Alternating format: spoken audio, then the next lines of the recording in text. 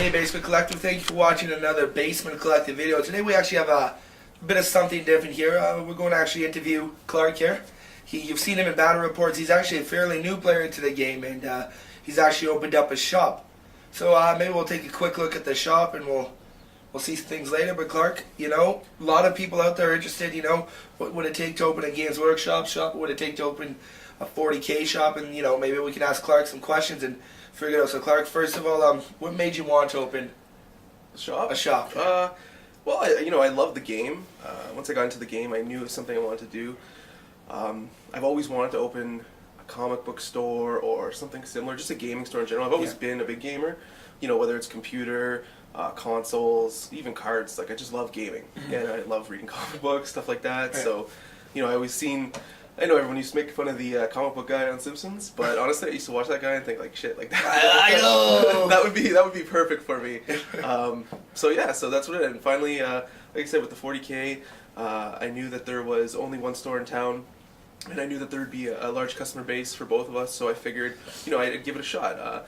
My other business is a consulting firm, so I have, you know, great store space. I have a storefront, retail front, all that already. So there was not too much overhead costs, minus getting the product in here. Yeah. So that's how it kind of happened. That's good. Yeah, and you know, we were actually talking on Facebook one day, and I jokingly said you should open up a shop, and while it kind of tumbled a month later, and here we are. Yeah, I kind of went. You suggested, you know, why don't you open a shop? And I'm like, you know, like I first said no, and then I'm like, started thinking, I'm like, well, really, how hard could it be? I just got to get some product into the store, get approved by Games Workshop trade program, and from there it's just spiraled out of control. Yeah, I mean, now when we're going to show you the store in a minute. Now I've only been to a certain style of stores where you get a big storefront display and you get, you know, walls and walls of product. Yeah. And, you know, not all stores are like that. And I'm sure some of you guys are used to a smaller store. It's not you know, I don't want to say not a lot of product, but not a lot of product as, you know, in the store. You know, a giant Games Workshop store would have, and the amount of space. Now, obviously, this was his previous office. Yeah, this was turned into a gaming store, and I mean, it looks amazing. It looks nice and inviting. And once there's going to be a wall that's going to be knocked out, and it'll look probably a lumber room. But maybe some of you guys can relate to these type of stores. Not that there's anything wrong with it. It's just something I wasn't used to before I saw it. Yeah, and so I knew coming into this that the storefront wasn't going to be the biggest. And, you know, the store's not big. Like right now, we could maybe fit another table in here for 3 tables. Yeah. The idea was to get my foot in the door, you know, to kind of get wet, so to speak. This isn't my main source of income, so I have room to grow. I don't have to go, you know, pardon the phrase, but balls to the wall right away. It's just, you know, like I can grow it. Everyone's aware that the store is not huge. Like, we're maybe sitting on maybe 900 square feet here, maybe. Yeah. And but it's a nice space. It's clean. It's inviting. The location is great. Lighting's pretty solid too. Yeah. We're looking at getting some more lights for, you know, better if you want to film some bat reps and stuff like that. Yeah, and plus on the plus side, on the weekends there's a back room possibly open for use where you can fit 3 tables in. Yeah, well, we'd probably fit 3 or 4 in there. Yeah. So realistically, you can fit 7 or 8 tables for a tournament. Yeah, we could do 7 or 8 easily for a tournament. And like I said, just get the name out there. Yeah. Excuse me. To be perfectly honest, you know, I'm going to be relying on the community a lot. Yeah. As any LGS should. I mean, that's pretty much standard. That's true. You know, a big problem. Well, I don't want to say a big problem. I have no problem with the current store, and Clark doesn't either. But some people felt like the current store wasn't as big as a proponent of the community as he possibly could have. And, you know, and if I'm honest, I would say that's part of it. You know, and I think a local game store is funded by the community. The community is the one that's going to keep the lights on, keep the door open, or well, at least if that's what they're depending on is the game store. And, you know, I think that when there's a YouTube channel or there's a local forum, that you should really, you know, hook up with that. And, you know, and it doesn't have to be a one-way street. We can go the other way, you know, the forum and the YouTube channel and all that. They can host events, you know, and stuff like that. So the community is a big part, and Clark, you know, going forward, I mean, first of all, he was part of our gaming group, and then, you know, it started from there, and he became part of the broader gaming group, if you watched my video a couple of weeks back for the collective consultation. So I think, you know, the community's happy that they have a store that's, you know, going to support them and give what they want compared to, maybe just try to make as much money as possible. Yeah, well, and that was one of my biggest things is because it's not my main source of income. It's I can be a lot more involved in the community, and to be perfectly honest, the community has been fantastic so far. I mean, I can't express thanks enough to. Let's not get this wrong though. He started this to make money. He didn't. Yeah, I'm not he giving didn't the start product it away. to. He didn't start it to be the friendly guy who has cheap models. No, Yeah. he wants to make money eventually. Yeah, and like I said, but I'm doing it first and foremost because I love it. I've always wanted to do something like this. I'm at a point in my life where it's possible to do it. It's not, I've already purchased a house. I obviously still have a mortgage, but they're not crippling payments or anything like that. I don't have any big payments besides my mortgage, so I'm very flexible in the term that like I said, this is something I've always wanted to do, and I'm really excited to be able to at least attempt this, and hopefully grow really big. Yeah, and the cost. So the cost, to get into this. How would you say, it wasn't a crippling cost. No. And like what you said is, in the sad reality, what's your plan if this doesn't work out? The plan, like I said, so let's say worst case scenario, I don't get one person to walk in the door. Yeah. Which would not be, because you already had people walk in. Yeah, I've already had people walk in, so that's not going to happen. But let's say, for whatever reason, it just doesn't become financially stable. Basically what would happen is you terminate your contract with Games Workshop. And then you're allowed to sell your product off. So basically, I would just sell my product off that I have in stock, and to be perfectly honest, I would break even, if not make a little money. I wouldn't become ridiculously rich or anything like that from that. But the overhead really isn't that bad. And again, I can't stress this enough that it's the community. The community, if the community is there to support you, I think it will survive. Yeah. Well, here's the thing: is the main cost of a store is the actual store. The product itself is. It's expensive. When you're spending $4,000 on opening, it's not cheap. Yeah. But the main cost is a retail space. Now Clark has an insanely good deal on here. I'm not going to say how much. Yeah, let's not. But it's a really good deal, and it's good enough for what he needs it for right now. Well, exactly. As an office / gaming. Yep. If this really takes off, he could look into maybe getting a bigger space. Well, I've already been looking, at some other places in the leasing out, but like you said, the deal here is so good that, like I said, it's something that I can afford to try out and kind of get my feet wet, because the overhead isn't so large. Like, I'm not going to say it's pennies, because I did have to take some of my money. On the other hand, I know a guy who was doing opening a shop in the States, and he started opening it up. He turned it into a bakery, but it's going to be a gaming store. It cost him $24,000. Yeah.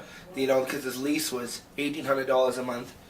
He had nothing, so he had to buy all the office equipment, all the tables, and everything. And Clark had some stuff ready to go, some stuff he had some chairs, and it's something you have to look at too. So whereas Clark was in a good position, he already had a business. He had the space that wasn't really being used for anything else. Exactly. Some people who are regular gamers who work who work for a company who don't have the space. Well, then there's going to be that extra cost. Depending where you are, a retail space might be expensive. So anywhere between, it's usually probably roughly $100 a square foot. Well, I think our other game store, $10 a square foot, $100 a square foot would be not expensive. Oh yeah, sorry, yeah. Yeah, but the other gaming store I think spends $3,500 a month on rent. Yeah. Now they have lots of stock. They have a storefront right on the main street in Sudbury. But that's something you have to look at. Can you afford to pay $3,500? If you have to hire an employee, can you then afford to pay that employee? Because if you're working a job at that cost, you're not going to turn a profit. Realistically, can you afford to go a year without getting paid? Yeah. And that's why I always say this is not my primary income, because I do have another job that actually pays me. So if I have to ride some stock in this store for 6 months to a year, it's not a big deal. Yeah. I would obviously you like want to sell it. Yeah. Let's be honest. But it's not going to kill me to hold on to the stock. Yeah. Because I know it's going to sell eventually. Warhammer, if I have, like I said, worst comes to worst, we sink, then, I liquidate the stock on the internet as my personal stock because I won't be a trade partner anymore. Yeah. So he has minimal risk. Yeah. Yeah, there's always risk. Honestly, the biggest risk right now is going to be my pride. If it doesn't. Yeah. I can see it working out. He had these huge plans at first, and I'm saying it's fine to have these huge plans, but, I say being realistically, it's going to take a bit to, it's going to go like that, and and that's anything, you know. Let's say I want to open a store. Well, first of all, I don't have capital, so I'd have to take out a loan. Yeah.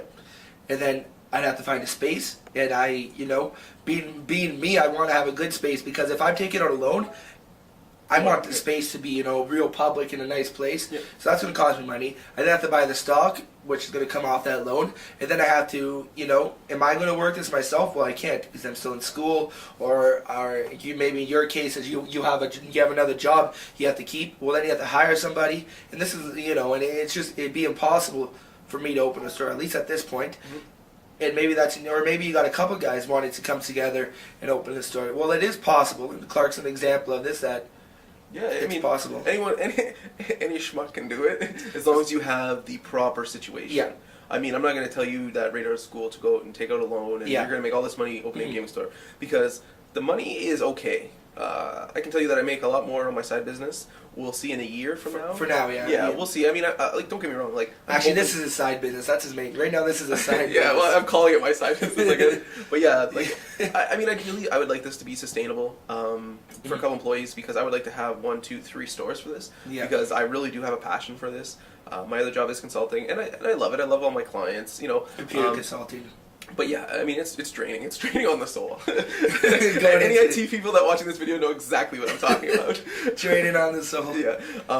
So it would be nice to be able to sustain myself for a living, doing what I love. Yeah. And that's interacting with people. I like people.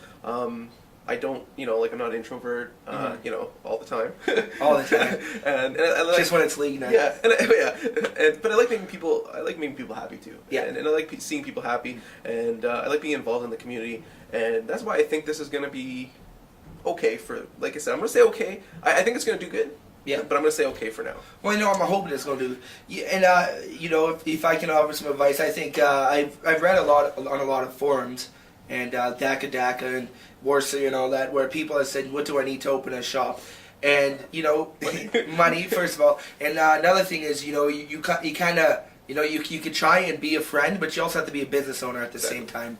So you can't be handing out, at cost or just below cost to every single schmuck to try and sell, because at that point, you're not making money. No. And especially when you have to carry the interest or whatever, and the taxes and stuff like that. Yeah. Like, really, at that point, it's not even like you're breaking even. You're actually losing money. Yeah. You realistically have to sell, I would say minimum 10 to 15% above cost, unless you're moving ridiculous volumes. Yeah, exactly. And that's such a tiny margin on, like, if someone comes in and let's say buys one pack of Wind Riders, like, what's $3? Like, you're only making $3 on a box. Yeah, I know. You know what I mean? So at that cost. So the way Clark's doing it is he's offering a 20% discount as a sale type thing. I'm opening up. Yep. Come buy some product. 20%. It's better than what you're going to see. In 20 kilometers around, unless you go a 3-hour drive down to Toronto. Yeah. Well, I think even within 300 kilometers. Yeah. Until you get to Toronto, I don't think there's a better sale right now. Because here's the problem: is because those stores are in the same position. I'm sure lots of them would like to offer discounts. Yep. But if they offer discounts, big discounts, they have staff to pay, and they're going to lose too much money. Yep. Whereas in Toronto, you have 3-4 million people. How many of those are going to be gamers, and how many of those are going to come to the 2 or 3 gaming stores? Exactly. And then you can have over the phone orders. You can't do online orders because of Games Workshop policy. Yeah, that's trade policy, and I understand it. I mean, I know a lot of people were upset about it when it came out, but I understand it completely. I mean, they want to control their product. It's like they have a premium product. I always compare them to Apple. Yeah. And I know everyone thinks Apple's the devil sometimes, but it's the same thing. They have a premium product. They know people want it. Mm-hmm. There's no reason for them to allow online stores. Well, yeah, exactly. Do stuff like they should be direct, and I understand that. And I know I might get some hate in the comments for this, but I do understand where they're coming from a business perspective. I mean, from a consumer perspective, yeah, I would love to buy a pack of models for $15. Yeah, that would be great. I know. But like I said, it's a business decision. They know they have a premium product, and they know people are buying it. I mean, people love it. People like me. Like I've been into the hobby for maybe 4, 5, 6 months now. Yeah. And like I'm addicted. Yeah. And so there's all these things you have to look forward to. And you can have a great gaming group like Clark and I do, but at the same time, they're your friends and everything. But if this is a legitimate business and you have money on the line, well, you can offer, you can still be friends, but because, let's say you got a buddy and they're not offering you at retail a real low percentage off, real high percentage off, well, gotta understand that, you know, they're trying to run a business and this is their money in the line and not your money. So, you know, that was the biggest comment on what YouTube is. You know, you can be friends, but you gotta be a business owner at the same time, and you know, you have to kind of leverage the two. So yeah, well, I'm lucky enough that my group of gamer friends do understand that. Yeah. They've been nothing but supportive. I mean, like I said, like I've had a great volume of orders in the past, like because I had opened up orders, not the storefront, but the orders for about a week and a half, 2 weeks earlier. yeah, and it's emails and whatnot, yeah, and text messages and all and that. yeah, and like I said, the support's been great. So I can only hope, and I'm not gonna say that because so I'm gonna do a little plug here is that we have 20% off on all the Games Workshop products until May 8th. And then we're going to be running some special promotions after that. You'll probably see in these videos. If he allows me to plug it. If not, you'll see it somewhere. Well, see, the thing is, we're part of the local community. The Basement Collect is part of the Sudbury and Northern Ontario gaming community. And we want, as much as we like, you know, we want subscribers, we want to help other people with these subscribers, you know. So if you're in Ontario and you're Northern Ontario, Timmins, North Bay somewhere, you're looking for a cheaper place to get some models, he'll ship them out to you at cost. Yep. I'm sure it's not going to be too expensive. Yeah, no, I don't mark up shipping or anything No. like that. So, and even then, if your order's big enough, like realistically, I'll handle the shipping. It's not that Yes, big no of a deal worries. to me. Yeah, and there's always, you know, if you're willing to buy a lot, there's always options for deeper discounts and whatnot. But the link will be in the description below for his Facebook group, and you can get him to message on there. Also, there'll be a link for the Dark Shard in the video, and you could send him a message on there. He's the Reckless. But obviously, you know, he wants to see the community. He wants to see the business grow. Yep. And, you know, I think we're going to be doing a couple more videos down the road, maybe 2 or 3 months in, and asking what his thoughts are then. And, you know, this will be like part of this is a collective consultation.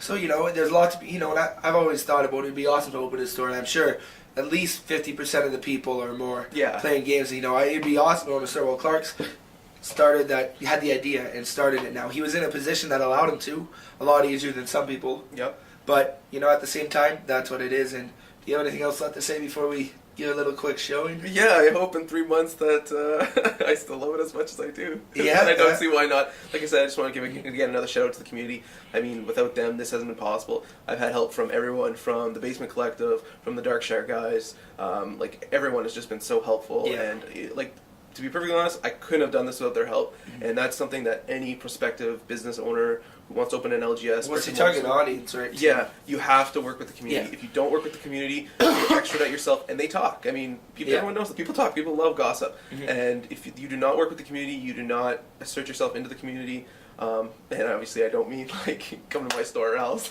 Yeah. Then it's not going to work. So that's this game. I mean, you're not in this game because you like to play solo anyway, so I'm sure these people know that. Yeah. But if you're not a part of the community, then you just do not expect this to work, because it will not. Yeah.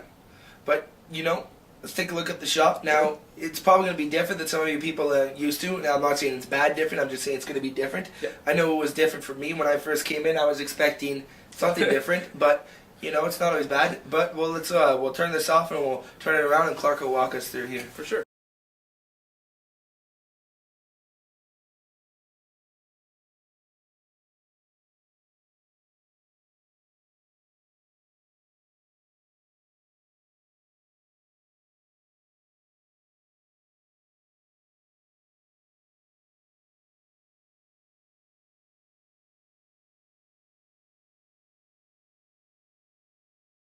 Okay, so that was the entrance into the shop. Now, as you can see, it's actually not outside, so what's going to have to happen for advertising is Clark's going to have a sign outside advertising people to come in. Yep.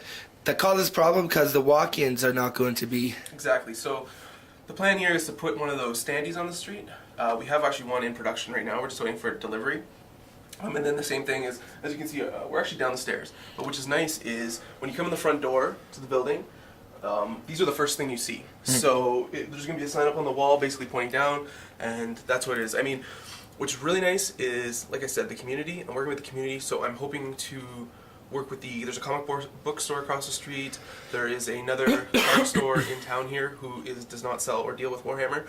So we're hoping to kind of bounce business off each other. I don't plan on doing Magic the Gathering, Pokemon, stuff like that. He doesn't plan to do Warhammer, so I'm hoping that we kind of throw each other some business. Yeah, so it's a lot of word of mouth, and when you don't have a big front street presence, well then that can be troubling. But you know, you gotta balance that against, Yeah. would you be paying 4 or 5 times more for rent? Well, I Yeah. think if I had a storefront, I'd probably be paying 10 times more. Yeah, so he gets a really good deal. So anyways, that's that's obviously one of the disadvantages Clark's has Yeah. of this. But it's something you can work with, something you can do. But anyways, so we come over here, and believe it or not, now this is what Clark has for.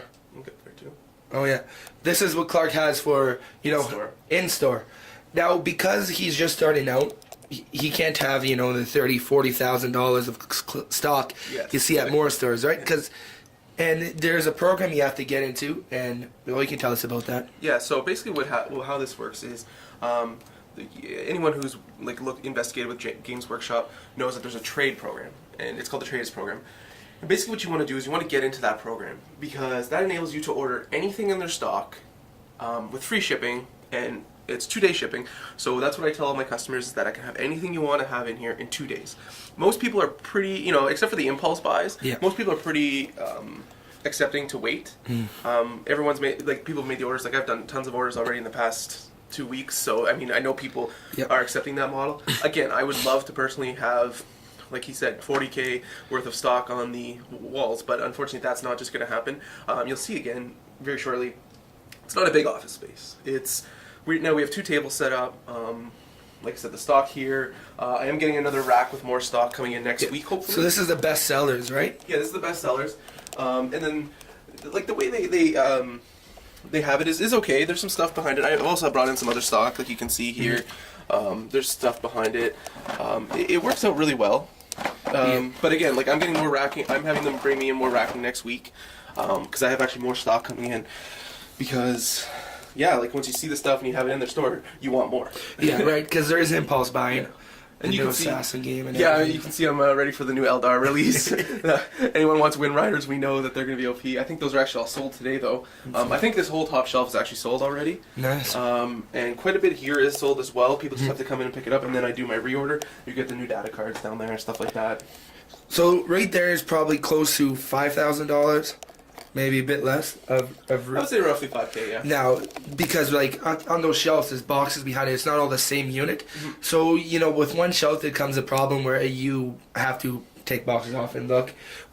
And, I think even bigger shops have that. But Clark can have an on sale stock list or a stock list. Yeah, that's what I maintain a stock list that I post in our thread, and it's going to be posted permanently to the Reckless Assault Gaming Facebook page. Yeah. So people, if they're ever curious about stock, they can just click in there. Does he have it? If not, I can contact him, and I can have it in within 2 days. Yeah, unless it's direct only, then it takes a bit longer. Yeah, they're web exclusives, but they're usually direct. So direct is actually okay. It's the web exclusives that I can't go through my rep. I have to go through the web for those, which isn't bad. It's usually the same thing, about 2, maybe 3 days for shipping sometimes. Sometimes it's coming in a day. So I think it all depends on how quick the guys in the shop can pack it. Yeah. So that's the stock portion. So, that was a bit surprising to me. I'm not gonna lie, when I walked in and that's all the stock I saw, because like I said, I'm used to wall and then wall stock wall to and wall, then gaming in the middle.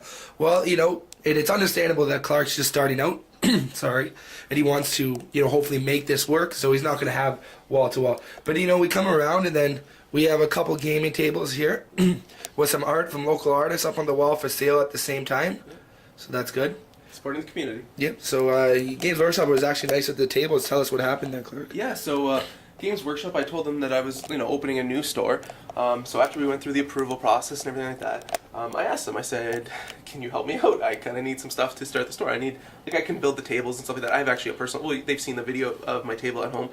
But I wanted a Games Workshop. I want to do premium stuff here. I want it to pop when people come in too, right? Especially being a smaller store, you want people to actually enjoy being here at the very least, right? So Games Workshop was nice enough to actually send me all of this as part of my program. This basically is promotion for the store. And also I'm going to have tournament promotion stuff as well coming in, because after our first tournament, there's also the Rumble in the North coming up in the future that I will be sponsoring, so we'll be doing stuff like that too. And I know a lot of people seem to hate on Games Workshop a lot, but I can say that they've been nothing but supportive of this whole thing. Everything I've asked for, they've been able to provide me. Yeah, it's been a great experience working with those guys. It was surprising for me, you know. I thought Games Workshop, and they just want to see the product sell as much as we do, you know. They love the product, and I know some of you guys are not Games Workshop fans, but you play the games, so you like the models at least. But, you know, I think that they've been supportive, and, you know, I think that the community can grow, and Games Workshop wants to see the community grow, obviously, because that's the client base. Yeah, exactly. So, while they might not be the best at putting out new rule books, I'm talking about you, Eldar. There's a reason why he has I stocked a lot of 8 boxes of jet bikes and only the max 2 boxes of everything else. Yeah, everyone wants that Eldar. But yeah, like I said, like I completely understand their business model, and a lot. It's not a consumer-friendly business model in the sense that there's not a lot of discounts available on Amazon and stuff like that. But it is a very brick and mortar friendly business model, and that's what a lot of people have to understand is that the model is built around having people come into your store, buy the products. The product cost also is in correlation with supporting the local gaming stores. So everyone knows that if you need cheap models, I mean, I'm sure you can find them online. Yeah. Like, there's always the people that are going to be breaking the trade agreements and stuff like that. Yeah. But the reason you come to the local gaming store is because you want to support them. You want to play there? Yeah, well, yeah. You want to see the tournaments? Yeah, exactly. You want to see them to survive, because if there's no local gaming stores, then there's no more local tournaments. There's no more, there's no more place to go meet people. Where are you going to meet other gamers? Forums, maybe? But then you meet them, you might get some serial killer. Yes. So, as you can see, this wall right here is going to be knocked down. Now, this is just an office with the chips, and he's got some chocolate bars. Chips. And, of course, this is still his business office, or he has a guy who's going to be working in there. But anyways, these 2 walls right here and right there are going to be knocked down. Yep. So that'll open it up for at least another table. Now, we're not going to take a look back there, but this back door here opens up into a big room. A room that's probably at least 1.5 times the size of this whole room. Yeah. So that's enough room for at least 3-4 tables. Yep. And of course, on the weekend, since we're downtown, this kind of shuts down. Yeah. So it'll actually be really nice because we'll be able to be loud. Yeah, be rowdy. Be rowdy like gamers are. Yeah. And there could be a table out there if we need it. So there's ample space of tables for tournaments. Now, once this wall comes down, you'll probably see another table. Another table or two. Another table or two go up, because at the other shop in town, not that we want to plug them or anything, but they have 8 tables. Yep. And those get folded up sometimes, Yeah. but they have support on plethora of games, whereas you're going to support Games Workshop. So we're exclusively doing Games Workshop. Like I said, I don't want to basically step on the other store's toes in town. I want to work with them, and that's the plan. Is that they're going to carry those other lines, like Fantasy Flight, MTG, Pokemon, Yu-Gi-Oh, all those other games, and then I'm going to stick to Games Workshop. And if the need for another store to carry that kind of stuff grows, then yeah, of course we'll investigate it.